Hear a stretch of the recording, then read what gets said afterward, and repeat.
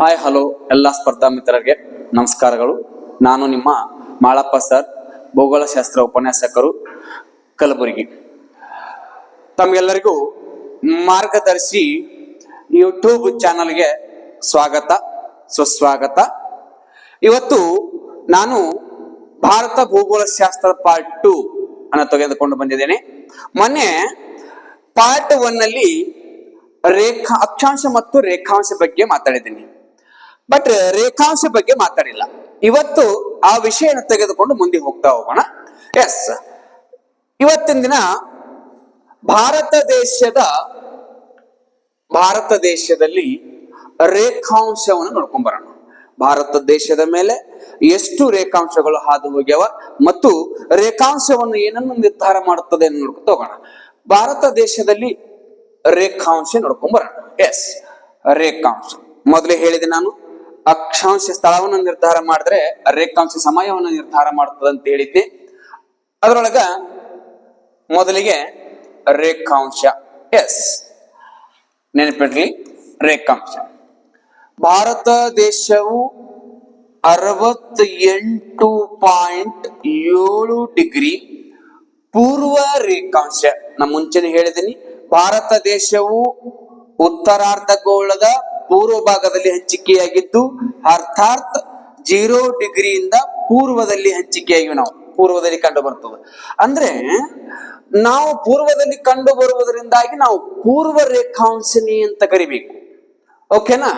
Next, ಹಾಗಾದರೆ 68.7 degree ಪೂರ್ವ ರೇಖಾಂಶದಿಂದ 97.25 degree ಪೂರ್ವ ರೇಖಾಂಶದವರೆಗೂ ವಿಸ್ತರಿಸಿದೆ. ಎಸ್, ನೆಕ್ಸ್ಟ್, ಹಾಗಾದ್ರೆ ಭಾರತ ದೇಶದಲ್ಲಿ ಒಟ್ಟು ಎಷ್ಟು ರೇಖಾಂಶಗಳು ಹಾದು ಹೋಗ್ಯಾವಪ್ಪ ಅಂತಂದ್ರೆ ಟೋಟಲು ಎಷ್ಟಪ್ಪ ಅಂತ ಕೇಳಿದ್ರೆ 29 ಡಿಗ್ರಿ ರೇಖಾಂಶಗಳು ಹಾದು ಹೋಗ್ಯಾವ. ನೆಕ್ಸ್ಟ್ ಇಲ್ಲಿ ತಿಳ್ಕೊಬೇಕೇನಪ್ಪ ಅಂತಂದ್ರೆ, ಹಾಗಾದ್ರೆ ಭಾರತದ ಮಧ್ಯದಲ್ಲಿ 82.5 ಪೂರ್ವ ರೇಖಾಂಶ ಹಾದು ಹೋಗಿದೆ. ಹಾಗಾದ್ರೆ 82.5 ನೋಡಿಕೊಂಡಾಗ ಭಾರತದ ಸಮಯವನ್ನ ನಿರ್ಧಾರುವ ರೇಖಾಂಶ ಆಗಿದೆ. ಭಾರತದ ಸಮಯ ಯಾವುದದು? 82.5 ಪೂರ್ವ ರೇಖಾಂಶ. ಈ 82.5 ಪೂರ್ವ ರೇಖಾಂಶವು ಭಾರತದಲ್ಲಿ ಉತ್ತರ ಪ್ರದೇಶ, ಇಲ್ಲಿದೆ ಮ್ಯಾಪ್ ಅಲ್ಲಿ ಇದೆ ನೋಡಿ, ಉತ್ತರ ಪ್ರದೇಶದ ಅಲಹಾಬಾದ್ ಮುಖಾಂತರ ಹಾದು ಹೋಗಿದೆ. ಅಲಹಾಬಾದ್ ಮುಖಾಂತರ ಹಾದು ಹೋಗಿದೆ. ಅದೇ ರೀತಿ ಆಂಧ್ರ ಪ್ರದೇಶದ ಕಾಕಿನಾಡುವಿನ ಮುಖಾಂತರ ಬಂಗಾಳ ಕೊಲ್ಲಿಯನ್ನು ಸೇರುತ್ತದೆ. ಓಕೆನಾ? ನೆನಪಿಟ್ಟುಕೊಡ್ರಿ. 82.5 ಪೂರ್ವ ರೇಖಾಂಶವು ಭಾರತದ ಸಮಯವನ್ನು ನಿರ್ಧಾರ ಮಾಡುವ ರೇಖಾಂಶೆಯಾಗಿದ್ದು, ಉತ್ತರ ಪ್ರದೇಶದ ಅಲಹಾಬಾದ್ ಮುಖಾಂತರ ಹಾದು ಹೋಗಿ ಆಂಧ್ರ ಪ್ರದೇಶದ ಕಾಕಿನಾಡು ಬಳಿ ಬಂಗಾಳ ಕೊಲ್ಲಿಯನ್ನು ಸೇರ್ತದೆ. ಇಲ್ಲಿ ಗೋದಾವರಿ ನದಿ, ಗೋದಾವರಿ ನದಿಯ ಮೇಲೆ ಹಾದು ಹೋಗುತ್ತದೆ. ಅಂದ್ರೆ ನೆಕ್ಸ್ಟ್, ಇನ್ನು 82.5 ಯಾಕೆ ತೆಗೆದುಕೊಂಡ್ರು? 82.5 ಪೂರ್ವ ರೇಖಾಂಶನ ಯಾಕೆ ತೆಗೆದುಕೊಂಡ್ರು ಅಂದ್ರೆ, ಇಲ್ಲಿ 29 ಇದೆಯಲ್ಲ, 29 2 ಭಾಗ ಮಾಡಿದ್ರೆ ಎಷ್ಟಾಗ್ತದೆ ಅಂತ ಕೇಳ 14.5 ಆಗುತ್ತೆ. 14.5 68ಕ್ಕೆ ಕೂಡಿಸಿದ್ರೆ 82.5 ಆಗುತ್ತೆ. ಇಲ್ಲಿ ನೋಡಿ, 68 14 ಎಷ್ಟಾಗ್ತದೆ? 2 ಎಸ್ 8. ಇದು ಅರ್ಧವನ್ನ ಇಲ್ಲಿ 82.5 ಪೂರ್ವ ರೇಖಾಂಶ. ಭಾರತದ ಸಮಯವನ್ನು ನಿರ್ಧರಿಸುವ ರೇಖಾಂಶ 82.5 ಪೂರ್ವ ರೇಖಾಂಶ. ಹಾಗಾದ್ರೆ ಇದೇ 82.5 ಪೂರ್ವ ರೇಖಾಂಶವು ಉತ್ತರ ಪ್ರದೇಶದ ಅಲಹಾಬಾದ್, ಭಾರತ ದೇಶದ ತ್ರಿವೇಣಿ ಸಂಗಮ ಎಂದು ಕರೆಯುತ್ತೇವೆ.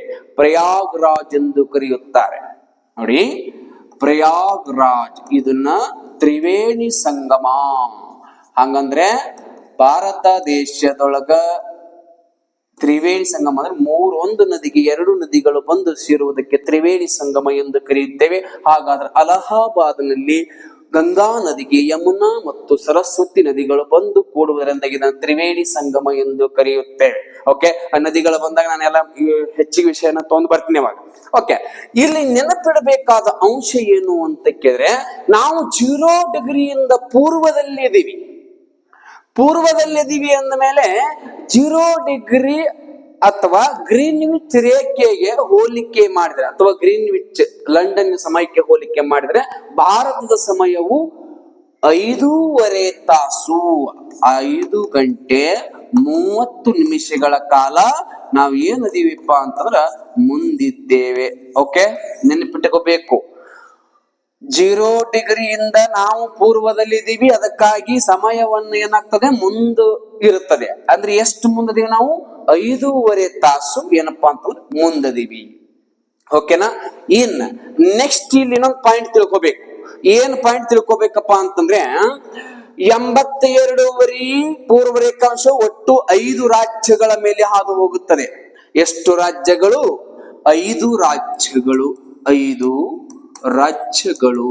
ಹಾಗಾದರೆ 5 ರಾಜ್ಯಗಳು ಯಾವಪ್ಪ ಅಂದ್ರೆ, 1 ಉತ್ತರ ಪ್ರದೇಶ, 2 ಮಧ್ಯಪ್ರದೇಶ, 3 ಛತ್ತೀಸ್ಗಢ,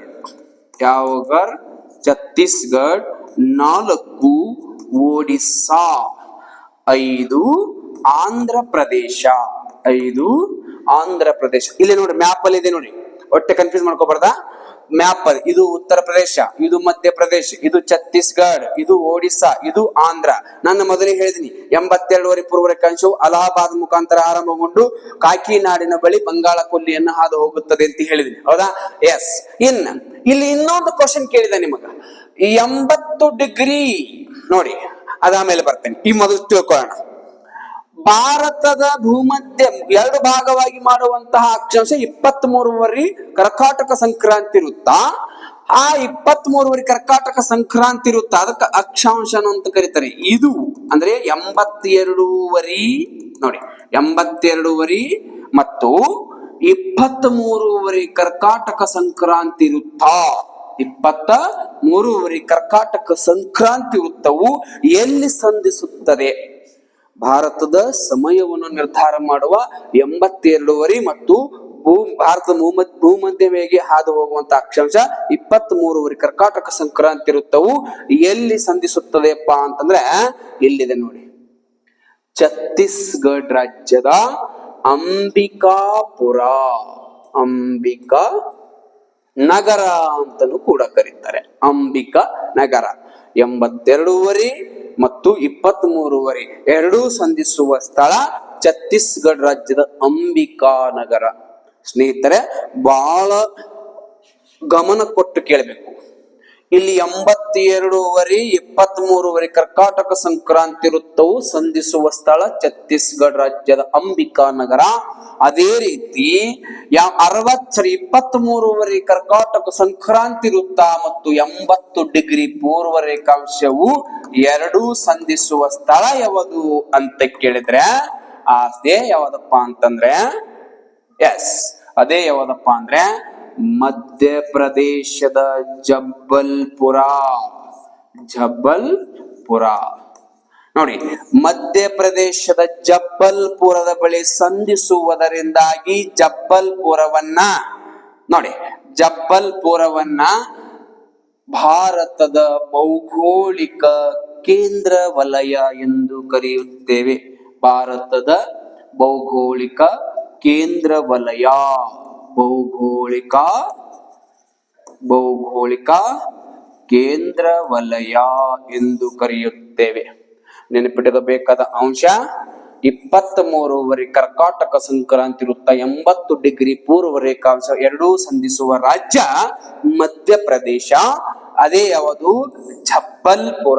ಜಬ್ಬಲ್ಪುರದಲ್ಲಿ ಸಂಧಿಸುವುದರಿಂದಾಗಿ ಭಾರತದ ಭೌಗೋಳಿಕ ಕೇಂದ್ರ ವಲಯ ಎಂದು ಕರೆಯುತ್ತೇವೆ. ಯಾವುದಕ್ಕೆ? ಜಬ್ಬಲ್ಪುರಕ್ಕೆ. ಕನ್ಫ್ಯೂಸ್ ಆಗ್ಬಾರ್ದ. ಅಂಬಿಕಾ ನಗರ ಬೇರೆ, ಜಬ್ಬಲ್ಪುರ ಬೇರೆ. ಆಮೇಲೆ ಛತ್ತೀಸ್ಗಢ ರಾಜ್ಯನೇ ಬೇರೆ, ಮಧ್ಯಪ್ರದೇಶ ಬೇರೆ. ಯಾಕೆ ಇಲ್ಲಿ ಕನ್ಫ್ಯೂಸ್ ಆಗ್ತದೆ? 80 ಡಿಗ್ರಿ 82. ಅದನ್ನ ಗಮನದಲ್ಲಿಟ್ಟುಕೊಂಡು ಬರ್ಬೇಕು. ನೆಕ್ಸ್ಟ್ ಇನ್ನ ಭಾರತದ 0 ಡಿಗ್ರಿ ಹೋಲಿಕೆ ಮಾಡಿದ್ರೆ ಅಥವಾ ಗ್ರೀನ್ವಿಚ್ಗೆ ಅಂದ್ರೆ ಇದು IST ಅಂತ ಕರಿತೀವಿ. IST ಇಂಡಿಯನ್ ಸ್ಟ್ಯಾಂಡರ್ಡ್ ಟೈಮ್ ಎಷ್ಟು ಮುಂದಿದೆ? 5.5 ತಾಸು ಏನಪ್ಪ ಮುಂದಿದೀವಿ ಅಂದ ಮೇಲೆ ಭಾರತ ದೇಶದೊಳಗ 1884ರಲ್ಲಿ 2 ರೀತಿಯ ಸಮಯವನ್ನು ನೋಡ್ತಾ ಬರ್ತೇವೆ. ಒಂದು ಪೂರ್ವದ ನೋಡಿ 2 ರೀತಿ ಸಮಯವನ್ನು ಎತ್ತು. ಒಂದು ಪೂರ್ವಕ್ಕೆ ಕಲ್ಕತ್ತಾ ಸಮಯ, ಕಲ್ಕತ್ತಾ ಅಥವಾ ಕೋಲ್ಕತ್ತಾ ಸಮಯ. ಇನ್ನೊಂದು ಪಶ್ಚಿಮಕ್ಕೆ ಮುಂಬೈ ಸಮಯ. ಓಕೆನಾ? ಇದನ್ನ ಏನಾಗ್ತಾ ಬಂತು ಅಂದ್ರೆ ಕನ್ಫ್ಯೂಸ್ ಆಗ್ತಾ ಬಂತು. ಮುಂದೆ ಏನಪ್ಪಾ ಅಂತಂದ್ರೆ 1906ರಲ್ಲಿ ಏಕ ಮಾದರಿಯ ಸಮಯವನ್ನು ನಿರ್ಧಾರ ಮಾಡುತ್ತೆ. ಅದನ್ನೇ ಯಾವ್ದಪ್ಪ ಅಂತಂದ್ರೆ 82 ಅಥವಾ ಅಲಹಾಬಾದ್ ಸಮಯ ಎಂದು ಕರೆಯುತ್ತೇವೆ. ನೆಕ್ಸ್ಟ್ ಏನಪ್ಪಾ ಅಂತಂದ್ರೆ ಇಲ್ಲಿ ವೇರಿಯೇಷನ್ ಆಗ್ತಾ ಬರ್ತದೆ. ಏನು ವೇರಿಯೇಷನ್ ಆಗ್ತದಪ್ಪ ಅಂತಂದ್ರೆ ಪೂರ್ವದಲ್ಲಿ ಅತಿ ಬೇಗನೆ ಸೂರ್ಯೋದಯ ಆಗುವ ರಾಜ್ಯ ಅರುಣಾಚಲ್ ಪ್ರದೇಶ. ಯಾವುದು? ಅರುಣಾಚಲ್. ನೋಡಿ ಬೇಗನೆ ಸೂರ್ಯೋದಯಿಸುವುದು. ಇನ್ನ ಲೇಟ್ ಆಗಿ ಯಾವ್ದಪ್ಪ ಅಂದ್ರೆ ತಡವಾಗಿ ಸೂರ್ಯೋದಯ ಯಾವ್ದಪ್ಪ ಅಂತಂದ್ರ ಗುಜರಾತ್ ರಾಜ್ಯ. ಅಂದ್ರೆ ಇದು 2 ರಾಜ್ಯಗಳ ವೇರಿಯೇಷನ್ ಎಷ್ಟದಪ್ಪ ಅಂತಂದ್ರ ನಾವು ರೌಂಡ್ ಆಗಿ ಹೇಳ್ಬೇಕಾಗ್ತದೆ 2 ತಾಸು ಅಂತ ಕರಿತೀವಿ. ಓಕೆನಾ? ಇಲ್ಲಿ 2 ರೀತಿಯ ಸಮಯವನ್ನು ನೋಡ್ತಾ ಬಂದೀವಿ. ಆದ್ರೆ ವೇರಿಯೇಷನ್ ಅಂತ ಬಂದಾಗ ಪೂರ್ವದಲ್ಲಿ ಬೇಗನೆ ಸೂರ್ಯ ಅಂದ್ರೆ ನಾವು ಬೆಳಿಗ್ಗೆ ಪೂರ್ವದಲ್ಲಿ ಅಂದ್ರೆ ಅರುಣಾಚಲ ಪ್ರದೇಶದೊಳಗ ಬೆಳಿಗ್ಗೆ 5 ಗಂಟೆಗೆ ಸೂರ್ಯೋದಯ ಆದ್ರೆ ಗುಜರಾತ್ ರಾಜ್ಯದಲ್ಲಿ 7 ಗಂಟೆಗೆ ಏನಪ್ಪಾ ಅಂತ ಸೂರ್ಯೋದಯ ಆಗ್ತದೆ. ಓಕೆನಾ? ಇಷ್ಟು ನೆನಪಿಡಬೇಕು. ಓಕೆನಾ? ಇನ್ ನೆಕ್ಸ್ಟ್ ಯಾವ್ದಪ್ಪ ಅಂತಂದ್ರೆ ನೆಕ್ಸ್ಟ್ ಭಾರತ ದೇಶದ ಒಟ್ಟು ವಿಸ್ತೀರ್ಣ. ಭಾರತ ದೇಶದ ವಿಸ್ತೀರ್ಣ ಒಟ್ಟು ವಿಸ್ತೀರ್ಣ ಎಷ್ಟದಪ್ಪ ಅಂತಂದ್ರೆ ಎಲ್ಲ ನಿಮ್ಗೆ ಗೊತ್ತಿರುತ್ತೆ. ಆದ್ರೆ ಇನ್ನೊಂದ್ ಸ್ವಲ್ಪ ನೋಡ್ತಾ ಬನ್ನಿ. ಭಾರತ ದೇಶದ ಒಟ್ಟು ವಿಸ್ತೀರ್ಣ 32,87,263 ಚದರ ಕಿಲೋಮೀಟರ್ ವಿಸ್ತೀರ್ಣ ಹೊಂದಿದ್ದು. ಆದ್ರೆ ಪ್ರಪಂಚದಲ್ಲಿ ಭಾರತದ ಭೌಗೋಳಿಕ ಕ್ಷೇತ್ರ ಎಷ್ಟು ಅಂತ ಕೇಳಿದ್ರೆ 2.4% ಹೊಂದಿದೆ. 2.4% ಏನಪ್ಪಾ ಅಂತ ಭೌಗೋಳಿಕ ಕ್ಷೇತ್ರ ಹೊಂದಿದೆ. ಹಾಗಾದ್ರೆ ಪ್ರಪಂಚದಲ್ಲಿ ಭಾರತದ ಒಟ್ಟು ಎಷ್ಟನೇ ಸ್ಥಾನ ಹೊಂದಿದೆ? ಪ್ರಪಂಚದಲ್ಲಿ ಭಾರತವು ಎಷ್ಟನೇ ದೊಡ್ಡ ರಾಷ್ಟ್ರದಪ್ಪ ಅಂತ ಕೇಳ 7ನೇ ದೊಡ್ಡ ರಾಷ್ಟ್ರ. ಎಷ್ಟನೇದು? 7ನೇ ದೊಡ್ಡ ರಾಷ್ಟ್ರ. ಹಾಗಾದರೆ ನಾವು ಇಲ್ಲಿ ಏನ್ ಗೊತ್ತಿರ್ಬೇಕಪ್ಪ ಅಂತ ಪ್ರಪಂಚದಲ್ಲಿ 7ನೇ ದೊಡ್ಡ ರಾಷ್ಟ್ರ ಭಾರತವಾದ್ರೆ ಹಾಗಾದ್ರೆ 7 ದೊಡ್ಡ ರಾಷ್ಟ್ರಗಳು ಯಾವ್ಯಾವು ಅನ್ನೋದು ನೋಡ್ಕೊಂಡ್ ಬರೋಣ.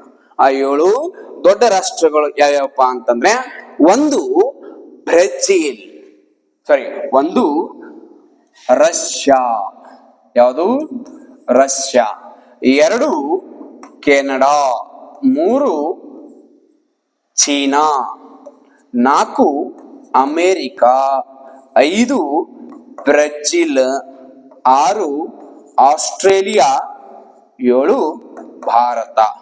ಇದ್ರ ಕೋಡ್ ಅನ್ನ ನೆನ್ಪಿಟ್ಕೋಬೇಕು. ಏನಪ್ಪಾ ಅಂತಂದ್ರೆ RKC AB. ಓಕೆ, ಕನ್ಫ್ಯೂಸ್ ಆಗ್ಬಾರ್ದ. ನೀವು RKC ಅಬಾಬಾಬರ್ ಅನ್ರಿ, RK ಕಬಾಬರ್ ಅನ್ರಿ, ಯಾವ್ದು ಬೇಕಾದ ಅನ್ಕೊಡ್ರಿ. ಅಂದ್ರೆ R ಅಂದ್ರೆ ರಷ್ಯಾ, K ಅಂದ್ರೆ ಕೆನಡಾ, C ಅಂದ್ರೆ ಚೀನಾ, A ಅಂದ್ರೆ ಅಮೆರಿಕ, B ಅಂದ್ರೆ ಬ್ರೆಜಿಲ್, A ಅಂದ್ರೆ ಆಸ್ಟ್ರೇಲಿಯಾ, B ಅಂದ್ರೆ ಭಾರತ. 7 ದೊಡ್ಡ ರಾಷ್ಟ್ರಗಳು. ಓಕೆನಾ?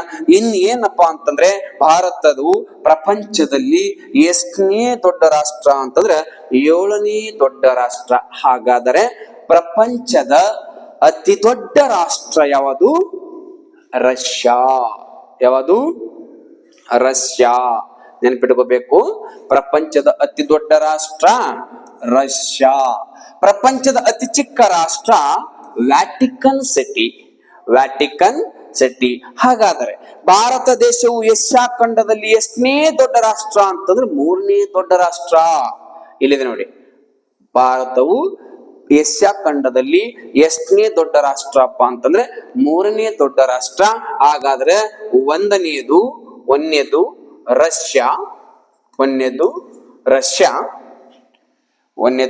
ರಷ್ಯಾ.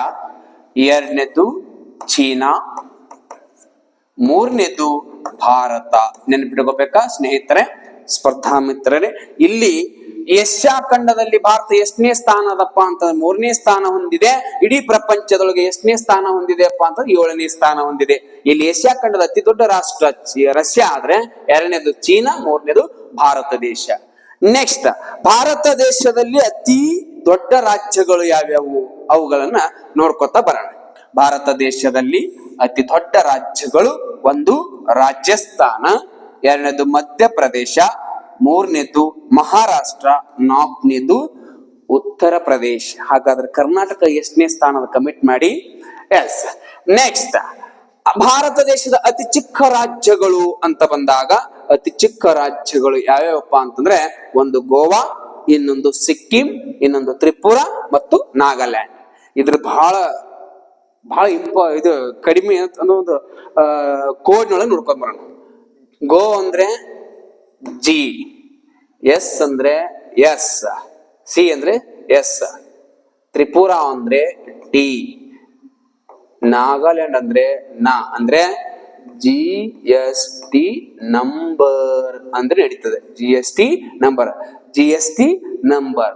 ಜಿ ಅಂದ್ರೆ ಗೋವಾ, ಸಿಕ್ಕಿಂ, ತ್ರಿಪುರ, ನಾ ಅಂದ್ರೆ ನಾಗಾಲ್ಯಾಂಡ್. ಬಹಳ ಇಂಪಾರ್ಟೆಂಟ್ ನೋಡ್ರಿ, ನೆನ್ಪಿಟ್ಕೊತಾ ಬನ್ನಿ. ನೆಕ್ಸ್ಟ್ ಯಾವ್ದಪ್ಪ ಅಂತಂದ್ರೆ, ಭಾರತ ದೇಶದಲ್ಲಿ ಅತಿ ದೊಡ್ಡ ಜಿಲ್ಲೆಗಳು. ಭಾರತ ದೇಶದ ಅತಿ ದೊಡ್ಡ ಜಿಲ್ಲೆಗಳು ನೋಡ್ಕೊಂಡ್ ಬರೋಣ. ರಾಜ್ಯಗಳು ಅಂತ ಬಂದಾಗ ಅತಿ ದೊಡ್ಡ ರಾಜ್ಯಗಳು ರಾಜಸ್ಥಾನ್, ಮಧ್ಯಪ್ರದೇಶ್, ಮಹಾರಾಷ್ಟ್ರ, ಉತ್ತರ ಪ್ರದೇಶ. ಅತಿ ಚಿಕ್ಕ ರಾಜ್ಯಗಳು ಅಂತ ಬಂದಾಗ ನಾ ಹೇಳಿದ್ನಲ್ಲ, ಗೋವಾ, ಸಿಕ್ಕಿಂ, ತ್ರಿಪುರ, ನಾಗಾಲ್ಯಾಂಡ್. ನೆಕ್ಸ್ಟ್, ಭಾರತ ದೇಶದ ಅತಿ ದೊಡ್ಡ ಜಿಲ್ಲೆಗಳು ಅಂತ ನೋಡ್ಕೊಂಡ್ ಬರೋಣ. ಎಸ್, ಒಂದು ಕಚ್. ಹಾಗಾದ್ರೆ ಕಚ್ ಯಾವ ರಾಜ್ಯದಲ್ಲಿ ಕಂಡು ಬರುತ್ತೆ? ಗುಜರಾತ್. ನೆಕ್ಸ್ಟ್, ಎರಡನೇದ್ದು ಒಂದು ಕಚ್, ಎರಡನೇದು ಲೇಹ. ಲೇಹ ಎಲ್ಲಿದೆ ಅಂತ ಕೇಳ, ಲಡಾಖ್ನಲ್ಲಿ ಕಂಡು ಬರುತ್ತೆ. ಲಡಾಖ್ ಒಂದು ಭಾರತದ ಕೇಂದ್ರಾಡಳಿತ ನೋಡಿ, ಭಾರತದ ಕೇಂದ್ರಾಡಳಿತ ಪ್ರದೇಶ ಯಾವುದು ಅಂತ ಕೇಳ, ಲಡಾಖ್. ಭಾರತದ ಅತಿ ದೊಡ್ಡ 1ನೇ ಜಿಲ್ಲೆ ಕಚ್, ಎರಡನೇದು ಲೇಹ, ಮೂರನೇದ್ದು ಜೈಸಲ್ಮೇರ. ಯಾವ ರಾಜ್ಯದ ಕಂಡು ಬರುತ್ತೆ? ರಾಜಸ್ಥಾನದಲ್ಲಿ ಕಂಡು ಬರುತ್ತೆ. ನೆಕ್ಸ್ಟ್, ಇನ್ನು ಭಾರತ ದೇಶದ ಅತಿ ಚಿಕ್ಕ ಜಿಲ್ಲೆಗಳು. ಅತಿ ಚಿಕ್ಕ ಜಿಲ್ಲೆ ಯಾವ್ದಪ್ಪ ಅಂತಂದ್ರೆ, ಅದು ಪಾಂಡಿಚೇರಿಯ ಮಾಹೆ. ಇದನ್ನು ಕೂಡ ಕೇಂದ್ರಾಡಳಿತ ಪ್ರದೇಶ ಆಗಿದೆ. ಕೇಂದ್ರಾಡಳಿತ ಪ್ರದೇಶ. ನೆಕ್ಸ್ಟ್, ಇನ್ನ ಭಾರತ ದೇಶದ ಕೇಂದ್ರಾಡಳಿತ ಪ್ರದೇಶವನ್ನು ನೋಡಿಕೊಂಡಾಗ, ಭಾರತದ ಅತಿ ದೊಡ್ಡ ಕೇಂದ್ರಾಡಳಿತ ಪ್ರದೇಶ ಯಾವುದು? ಲಡಾಖ್. ಭಾರತದ ಅತಿ ದೊಡ್ಡ ಕೇಂದ್ರಾಡಳಿತ ಪ್ರದೇಶ ಯಾವುದು? ಲಡಾಖ್. ನೆಕ್ಸ್ಟ್, ಭಾರತದ ಅತಿ ದೊಡ್ಡ 2ನೇ ಕೇಂದ್ರಾಡಳಿತ ಪ್ರದೇಶ ಜಮ್ಮು ಮತ್ತು ಕಾಶ್ಮೀರ. ಹಾಗಾದ್ರೆ ಭಾರತ ದೇಶದ ಅತಿ ಚಿಕ್ಕ ಕೇಂದ್ರಾಡಳಿತ ಪ್ರದೇಶ ಯಾವ್ದಪ್ಪ ಅಂತಂದ್ರ, ಅದನ್ನೇ ಯಾವುದು? ಲಕ್ಷದ್ವೀಪ. ಯಾವುದು? ಲಕ್ಷದ್ವೀಪ. ನೆಕ್ಸ್ಟ್ ನೋಡೋಣ ಯಾವ್ದಪ್ಪ ಅಂತಂದ್ರೆ, ಎಸ್, ಭಾರತ ದೇಶದ ಉತ್ತರದ ತುತ್ತ ತುದಿ. ಭಾರತ ದೇಶದ ಉತ್ತರದ ತುತ್ತ ತುದಿ. ಹಾಗಾದ್ರೆ ಭಾರತದ ಉತ್ತರ ತುತ್ತ ತುದಿ ಆಲ್ಮೋಸ್ಟ್ ನಾನು ಪ್ರಿವಿಯಸ್ ಕ್ಲಾಸ್ ಹೇಳಿದ್ದೀನಿ. ಇನ್ನೊಂದ್ ಸ್ವಲ್ಪ ನೋಡ್ಕೊತಾ ಬರೋಣ. ಇದ್ರ ಮೇಲೂ ಬಹಳ ಸಾರಿ ಕ್ವಶನ್ ಕೇಳಿದ್ದಾನೆ. ಅವು ಯಾವ್ಯಾವ ಅಂತ ನೀವು ಕೂಡ ನೋಡ್ಕೋಬಹುದು. ನೆಕ್ಸ್ಟ್, ಭಾರತದ ಉತ್ತರ ತುತ್ತ ತುದಿ ಯಾವ್ದಪ್ಪ ಅಂತ ಲಡಾಖಿನ ಇಂದಿರಾ ಕೋಲ್. ಭಾರತದ ದಕ್ಷಿಣದ ತುದಿ ತಮಿಳುನಾಡಿನ ಕನ್ಯಾಕುಮಾರಿ. ಇಲ್ಲಿ ನೋಡಿ, ಇಲ್ಲೊಂದು ಸ್ವಲ್ಪ ಕನ್ಫ್ಯೂಸ್ ಆಗ್ತದೆ. ದ್ವೀಪಗಳನ್ನು ಹೊರತುಪಡಿಸಿ ಭಾರತದ ದಕ್ಷಿಣದ ಅತ್ಯಂತ ತುತ್ತ ತುದಿ ಯಾವ್ದಪ್ಪ ಅಂತ ತಮಿಳುನಾಡಿನ ಕನ್ಯಾಕುಮಾರಿ. ಇಲ್ಲಿ ನೋಡಿ, ರಾಜ್ಯ ಯಾವುದು? ತಮಿಳುನಾಡು. ಎಸ್. ನೆಕ್ಸ್ಟ್, ಇನ್ನ ಒಂದು ವೇಳೆ ಕನ್ಯಾಕುಮಾರಿ ನಿಮ್ಗೆ ಆಪ್ಷನ್ಸ್ ಇರ್ಲಿಲ್ಲ ಅಂತಂದ್ರೆ ನೀವೇನ್ ತಿಳ್ಕೋಬೇಕು, ಕಂಪಲ್ಸರಿಯಾಗಿ ಅದು ಇರ್ಲಿಲ್ಲ ಅಂದ್ರೆ ಮನ್ನಾರಕಾರಿ ಇದ್ದೇ ಇರುತ್ತೆ. ಒಂದು ವೇಳೆ ಮನ್ನಾರಿಕಾರಿ ಇರ್ಲಿಲ್ಲ ಅಂತಂದ್ರೆ ರಾಮ ಸೇತುವೆ. ನೆಕ್ಸ್ಟ್, ರಾಮ ಸೇತುವೆ. ಹಾಗಾದ್ರೆ ರಾಮ ಸೇತುವೆಗೆ ಏನೊಂದು ಕರೆಯುತ್ತಾರೆ? ಆಡಮ್ ಬ್ರಿಡ್ಜ್ ಎಂದು ಕರೆಯುತ್ತಾರೆ. ರಾಮ ಸೇತುವೆಗೆ ಆಡಮ್ ಬ್ರಿಡ್ಜ್ ಎಂದು ಕರೆಯುತ್ತಾರೆ. ಇದು ದ್ವೀಪಗಳನ್ನು ಹೊರತುಪಡಿಸಿ. ಹಾಗ ದ್ವೀಪಗಳನ್ನು ಪರಿಗಣಿಸಿದಾಗ ಭಾರತದ ದಕ್ಷಿಣದ ಅತ್ಯಂತ ತುತ್ತ ತುದಿ ಯಾವುದು ಅಂತ ಕೇಳಿದ್ರೆ ಅಂಡಮಾನ್ ಮತ್ತು ನಿಕೋಬಾರದಲ್ಲಿ ಕಂಡು ಬರುವಂತಹ ಇಂದಿರಾ ಪಾಯಿಂಟ್. ಯಾವುದು? ಇಂದಿರಾ ಪಾಯಿಂಟ್. ಇದು ಎಲ್ಲಿ ಕಂಡು ಬರುತ್ತಪ್ಪ ಅಂತಂದ್ರೆ ಗ್ರೇಟ್ ನಿಕೋಬಾರದಲ್ಲಿ ಕಂಡು ಬರುತ್ತದೆ. ಯಾವುದು? ಇಂದಿರಾ ಪಾಯಿಂಟ್. ಹಾಗಾದ್ರೆ ಇಂದಿರಾ ಪಾಯಿಂಟ್ ಗೆ ಮೊದಲು ಏನೆಂದು ಕರೆಯುತ್ತಿದ್ರು? ಪಿಗ್ಮಿಲಿಯನ್ ಪಾಯಿಂಟ್ ಎಂದು ಕರೆಯುತ್ತಿದ್ರು. ಯಾವುದು? ಪಿಗ್ಮಿಲಿಯನ್ ಪಾಯಿಂಟ್. ಇಲ್ಲಿ ನೋಡಿ, ನೆಕ್ಸ್ಟ್ ಪೂರ್ವದ ತುತ್ತ ತುದಿ. ಪೂರ್ವದ ತುತ್ತ ತುದಿ ರಾಜ್ಯ ಬಂದ್ರೆ ಅರುಣಾಚಲ್ ಪ್ರದೇಶ. ಯಾವುದು? ಹಂಜಾ ಜಿಲ್ಲೆಯ ಕಿಬುತ್ತು. ನೋಡಿ, ಮೊದಲು ಲೋಹಿತ್ ಜಿಲ್ಲೆದಾಗಿತ್ತು, ಇವಾಗ ಹಂಜಾ ಜಿಲ್ಲೆಯಲ್ಲಿ. ಪೂರ್ವದ ತುತ್ತ ತುದಿ ಅರುಣಾಚಲ್ ಪ್ರದೇಶದ ಹಂಜಾ ಜಿಲ್ಲೆಯ ಕಿಬುತ್ತು. ನೆಕ್ಸ್ಟ್ ಪಶ್ಚಿಮದ ತುತ್ತ ತುದಿ. ಪಶ್ಚಿಮದ ತುತ್ತ ತುದಿ ಯಾವ್ದಪ್ಪ ಅಂತ ಗುಜರಾತ್ ರಾಜ್ಯದ ಕಚ್ ಅಥವಾ ಗೋಹಾರ್ ಮೋಟಾ. ಅದಿರ್ಲಿಲ್ಲ ಅಂತಂದ್ರೆ ಸರ್ ಕ್ರೀಕ್ ಭಾರತ ಮತ್ತು ಪಾಕಿಸ್ತಾನ ಮಧ್ಯದಲ್ಲಿ ಏನಪ್ಪಾ ಅಂತ ವಿವಾದವನ್ನು ಸೃಷ್ಟಿ ಮಾಡಿದೆ. ಅದನ್ನು ಕೂಡ ನೆನ್ಪಿಟ್ಕೋಬೇಕು. ಅದನ್ನ ಗಡಿ ವಿವಾದ ಬಂದಾಗ ಹೇಳ್ತೀನಿ, ಭೂಗಡಿಯೊಳಗ ಹೇಳ್ತಾ ಹೋಗ್ತೀನಿ. ಇವಾಗ ಒಂದ್ ಸ್ವಲ್ಪ ಉತ್ತರ ತುತ್ತ ತುದಿ, ದಕ್ಷಿಣ ತುತ್ತ ತುದಿ ಅಥವಾ ತುತ್ತ ತುದಿಗಳನ್ನ ನೋಡ್ಕೊತಾ ಹೋಗೋಣ. ಎಸ್, ಇಲ್ಲಿ ಒಂದ್ ಸ್ವಲ್ಪ ಗಮನ ಕೊಟ್ಟು ಕೇಳಿ ಯಾವ್ಯಾವ ಅನ್ನೋದನ್ನ ನೋಡ್ಕೊತಾ ಹೋಗೋಣ. ಎಸ್, ಉತ್ತರದ ತುದಿ ಯಾವ್ದಪ್ಪ ಅಂತಂದ್ರೆ ಲಡಾಖಿನ ಇಂದಿರಾ ಕೋಲ್ ನೆನ್ಪಿಟ್ಕೋಬೇಕಾ? Most important. ಎಸ್, ಇನ್ನ ದಕ್ಷಿಣದ ತುದಿ ರಾಜ್ಯ ಬಂದ್ರೆ ತಮಿಳುನಾಡು ಅಥವಾ ಪ್ರದೇಶ ಬಂದ್ರೆ ಕನ್ಯಾಕುಮಾರಿ. ನೋಡಿ, ಕನ್ಯಾಕುಮಾರಿ. ಒಂದು ವೇಳೆ ಕನ್ಯಾಕುಮಾರಿ ಇರ್ಲಿಲ್ಲ ಅಂತಂದ್ರೆ ಇಲ್ಲೇ ಇದೆ, ಈ ಭಾಗದೊಳಗಿದೆ ಮನ್ನಾರಖಾರಿ. ಅಥವಾ ಅದು ಇರ್ಲಿಲ್ಲ ಅಂತಂದ್ರೆ ರಾಮ ಸೇತುವೆ. ಇದೇ ರಾಮ ಸೇತುವೆಗೆ ಏನೊಂದು ಕರೆಯುತ್ತೇವೆ ಅಂತ ಕೇಳಿದ್ರೆ ಆಡಮ್ ಬ್ರಿಡ್ಜ್ ಎಂದು ಕರೆಯುತ್ತಾರೆ. ಇದು ಮೋಸ್ಟ್ ಇಂಪಾರ್ಟೆಂಟ್. ಎಸ್, ನೆಕ್ಸ್ಟ್ ಇದು ದ್ವೀಪಗಳನ್ನು ಹೊರತುಪಡಿಸಿ. ಇನ್ನು ದ್ವೀಪಗಳನ್ನು ಪರಿಗಣಿಸಿದಾಗ ಇಲ್ಲಿದಾವೆ ದ್ವೀಪಗಳು. ಓಕೆನಾ? ಎಸ್, ದ್ವೀಪಗಳನ್ನು ಪರಿಗಣಿಸಿದಾಗ ಇಂದಿರಾ ಪಾಯಿಂಟ್ ಇದು ಎಲ್ಲಿ ಕಂಡು ಬರುತ್ತಪ್ಪ ಅಂತಂದ್ರೆ, ಇಂದಿರಾ ಪಾಯಿಂಟ್ ಎಲ್ಲಿ ಕಂಡು ಬರುತ್ತಪ್ಪ ಅಂದ್ರೆ ಇದು great Nicobar.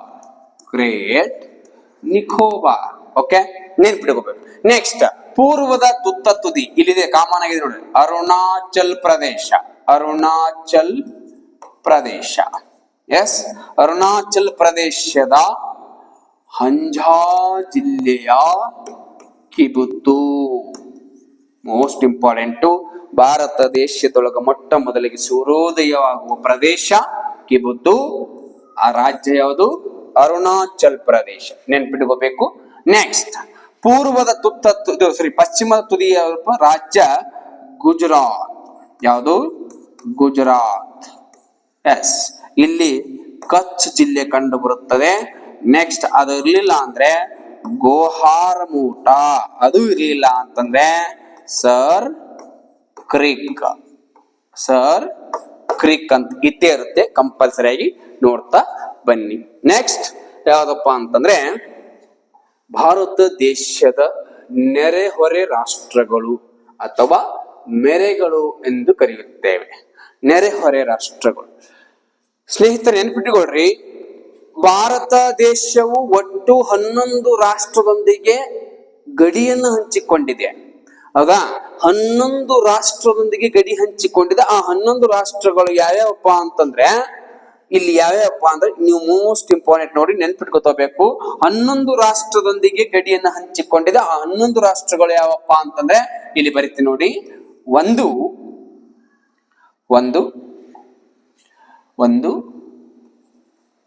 Pakistan, 2 Afghanistan, 3 China, 4 Nepal Nepal Nepal 5 Bhutan Bhutan 6 Myanmar Myanmar 7 Bangladesh 8 Thailand Thailand 9 Indonesia Indonesia 10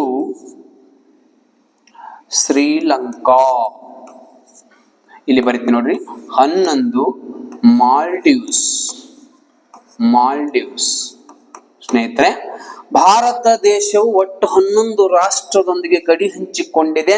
ಅದರೊಳಗ ಜಲಗಡಿನೂ ಆಗಿರಬಹುದು ಭೂಗಡಿನೂ ಆಗಿರಬಹುದು, ನೆನಪಿಟ್ಕೋಬೇಕು. ನೆಕ್ಸ್ಟ್ ಏನಪ್ಪಾ ಅಂತಂದ್ರೆ ಭಾರತ ದೇಶವು 2 ರೀತಿಯ ಗಡಿಯನ್ನು ಹಂಚಿಕೊಂಡಿದೆ. ಎಷ್ಟು ರೀತಿಯದು? 2 ರೀತಿಯ ಗಡಿಯನ್ನು ಹಂಚಿಕೊಂಡಿದೆ. ಒಂದು ಭೂಗಡಿ, ಇನ್ನೊಂದು ಜಲಗಡಿ. ಒಂದು ಭೂಗಡಿ, ಇನ್ನೊಂದು ಜಲಗಡಿ. ಹಾಗಾದ್ರೆ ಭೂಗಡಿಯನ್ನ ನೋಡ್ಕೊಂಡ್ ಬರೋಣ. ಭೂಗಡಿಯನ್ನ ನೋಡ್ಕೊಂಡು ಬರೋಣ. ಎಸ್, ಇಲ್ಲಿ ನೆನ್ಪಿಟ್ಕೋಬೇಕಾ ಮೋಸ್ಟ್ ಇಂಪಾರ್ಟೆಂಟ್ ಏನಪ್ಪಾ ಅಂತಂದ್ರೆ ಭಾರತ ದೇಶವು ಭೂಗಡಿ ಅಂತ ಬಂದ್ರೆ ಒಟ್ಟು ಭೂಗಡಿಯ ಒಟ್ಟು ಉದ್ದ ಎಷ್ಟದಪ್ಪ ಅಂತಂದ್ರೆ ಭಾರತ ದೇಶದ ಒಟ್ಟು ಭೂಗಡಿ 15,200 ಕಿಲೋಮೀಟರ್ ಭೂಗಡಿಯನ್ನ ಹೊಂದಿದೆ. ಇಲ್ಲಿದೆ ನೋಡಿ, 15,200 ಕಿಲೋಮೀಟರ್ ಭೂಗಡಿಯನ್ನು ಹೊಂದಿದ್ದು ಎಷ್ಟು ದೇಶದೊಂದಿಗೆ ಭೂಗಡಿ ಹಂಚಿಕೊಂಡಿದೆ ಅಂದ್ರೆ 7 ದೇಶದೊಂದಿಗೆ ಭೂಗಡಿ ಹಂಚಿಕೊಂಡಿದೆ. ನೋಡಿ, ಭಾರತದ ಒಟ್ಟು ಭೂಗಡಿ SSGD ಒಳಗೆ ಕೇಳಿದ ನೋಡಿ, ಅಷ್ಟೇ ಅಲ್ಲ ಈ PC ಒಳಗೆ PC 2 ಹಿಡ್ಕೊಂಡು ಏನಪ್ಪಾ PSI ತನಕ ಕೇಳಿದಾನೆ. ಭಾರತದ ಒಟ್ಟು ಭೂಗಡಿ 15,200 ಕಿಲೋಮೀಟರ್ ಎಷ್ಟು ರಾಷ್ಟ್ರದೊಂದಿಗೆ ಗಡಿ ಹಂಚಿಕೊಂಡಿದೆ ಅಂತ ಕೇಳಿದ್ರೆ ಒಂದು ಎಷ್ಟು 7 ರಾಷ್ಟ್ರದೊಂದಿಗೆ. ಒಂದು ಅಫ್ಘಾನಿಸ್ತಾನ್, ಇಲ್ಲಿ ನೆನಪಿಟ್ಕೋಬೇಕ, ಒಂದು ಅಫ್ಘಾನಿಸ್ತಾನ್ ಎಷ್ಟು ಕಿಲೋಮೀಟರ್? 80 ಕಿಲೋಮೀಟರ್. ಎರಡನೇದು ಪಾಕಿಸ್ತಾನ್ ಎಷ್ಟು ಕಿಲೋಮೀಟರ್? 3,310 ಕಿಲೋಮೀಟರ್. 3 ಚೀನಾ ಎಷ್ಟು? 3,917 ಕಿಲೋಮೀಟರ್ ಭೂಗಡಿಯನ್ನ ಹಂಚಿಕೊಂಡಿದೆ. 4ನೇದು ನೇಪಾಳ ಎಷ್ಟು? 1,752 ಕಿಲೋಮೀಟರ್. ನೆಕ್ಸ್ಟ್ 5ನೇದು ಭೂತಾನ್ 587 ಕಿಲೋಮೀಟರ್. 6ನೇದು ಮಯನ್ಮಾರ್ ಎಷ್ಟು? 1,458 ಕಿಲೋಮೀಟರ್. ಇನ್ನು 7ನೇದು ಬಾಂಗ್ಲಾದೇಶ ಯಾವ್ದಪ್ಪ ಅಂತಂದ್ರೆ 4,096 ಕಿಲೋಮೀಟರ್. 4,096 ಕಿಲೋಮೀಟರ್. ಇಲ್ಲಿ ನೆನ್ಪಿಟ್ಕೋಬೇಕಾ ಮೋಸ್ಟ್ ಇಂಪಾರ್ಟೆಂಟ್. ಮೊದಲೇ ಹೇಳಿದೀನಿ, ಭಾರತದ ಒಟ್ಟು ಭೂಗಡಿ 15,200 ಕಿಲೋಮೀಟರ್. ಹಾಗಾದ್ರೆ ಒಟ್ಟು ಎಷ್ಟು ದೇಶದೊಂದಿಗೆ? ಒಟ್ಟು 7 ದೇಶದೊಂದಿಗೆ ಗಡಿ ಹಂಚಿಕೊಂಡಿದ್ದು. ಒಂದು ಅಫ್ಘಾನಿಸ್ತಾನ್, ಇನ್ನೊಂದು ಪಾಕಿಸ್ತಾನ್, ಚೀನಾ, ನೇಪಾಳ್, ಭೂತಾನ್, ಮಯನ್ಮಾರ್ ಮತ್ತು ಬಾಂಗ್ಲಾದೇಶ. ಓಕೆ, ನೆಕ್ಸ್ಟ್ ಸ್ನೇಹಿತರೆ, ಮುಂದಿನ ಕ್ಲಾಸ್ ಅನ್ನ 3ನೇ ವಿಭಾಗದೊಳಗ ನೋಡ್ಕೊತಾ ಹೋಗೋಣ. ಎಲ್ಲರಿಗೂ ಧನ್ಯವಾದಗಳನ್ನು ಹೇಳುತ್ತಾ